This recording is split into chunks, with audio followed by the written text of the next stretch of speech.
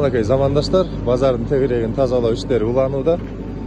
Сатуучулар өздөрү келип, өздөрүнүн сатып аткан жерлерин, өздөрүнүн оокаттарын алып кетип атышат.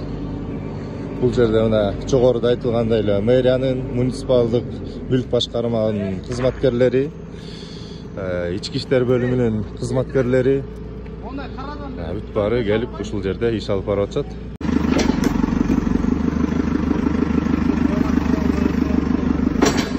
Өзүңүздөр байкагандай эле, могу жерде эмне деген таштанды, эмне деген мусор, бuyakta эмне деген антисанитария болгон убагындачы.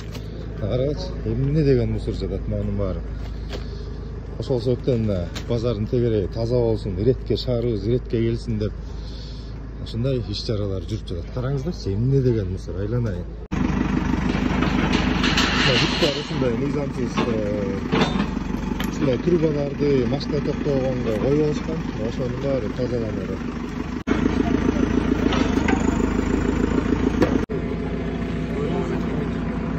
Ana bu edenler